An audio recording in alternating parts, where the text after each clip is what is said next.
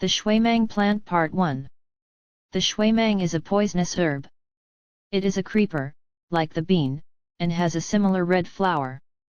Those who eat of it die, and become SHUI MANG devils, tradition asserting that such devils are unable to be born again unless they can find someone else who has also eaten of this poison to take their place. These SHUI MANG devils abound in the province of Hunan, where, by the way, the phrase same year man is applied to those born in the same year, who exchange visits and call each other brother, their children addressing the father's brother as uncle. This has now become a regular custom there. A young man named Chu was on his way to visit a same-year friend of his, when he was overtaken by a violent thirst.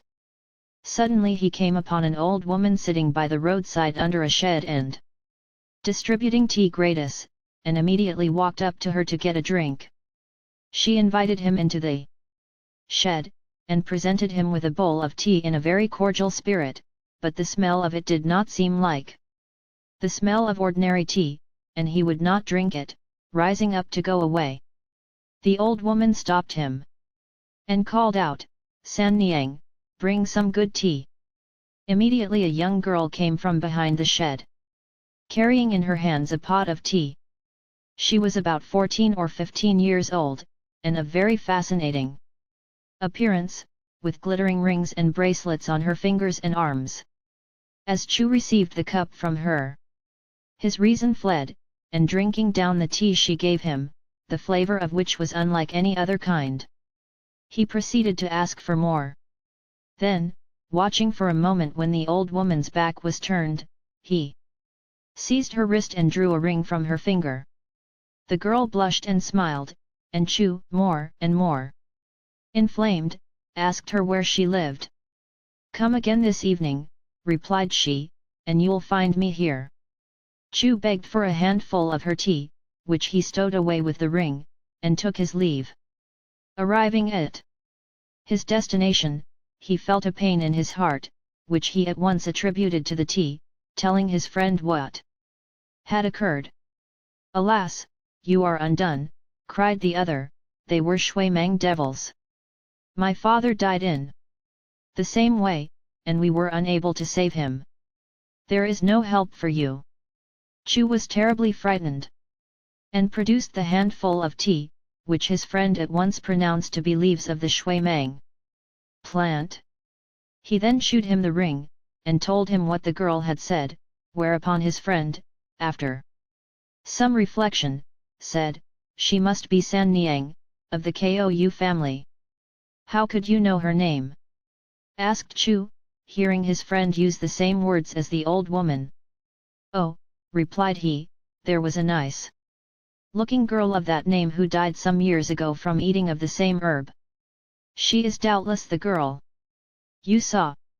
Here someone observed that if the person so entrapped by a devil only knew its name, and could procure an old pair of its shoes, he might save himself by boiling them in water and drinking the liquor as medicine. Chu's friend thereupon rushed off at once to the Kou family, and implored them to give him an old pair of their daughter's shoes, but they, not wishing to prevent their daughter from finding a substitute in Chu, flatly refused his request. So he went back in anger and told Chu, who ground his teeth with rage, saying, "If I die, she shall not obtain her transmigration thereby." His friend then sent him home, and just as he reached the door he fell down dead. Chu's mother wept bitterly over his corpse, which was in due course interred, and he left behind one little boy barely a year old. His wife did not remain a widow, but in 6 months married again and went away, putting Chu's son under the care of his grandmother, who was quite unequal to any toil, and did nothing but weep morning and night. One day she was carrying her grandson about in her arms, crying bitterly all the time, when suddenly in walked Chu. His mother, much alarmed, brushed away her tears, and asked him what it meant. "Mother," replied he, "down in the realms below I heard you weeping. I am therefore come to tend you. Although a departed spirit, I have a wife, who has likewise come to share your toil. Therefore do not grieve." His mother inquired who his wife was, to which he replied, "When the Kou family sat still and left me to my fate, I was greatly incensed against them, and after death I sought for San Niang, not knowing where she was. I have recently seen my old same-year friend, and he told me where she was.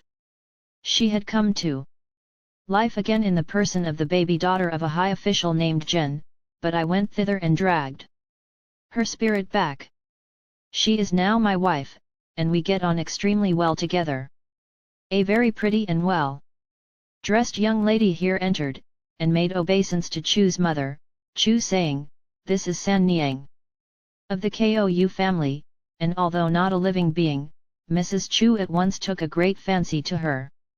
Chu sent her off to help in the work of the house, and, in spite of not being accustomed to this sort of thing, she was so obedient to her mother-in-law as to excite the compassion of all.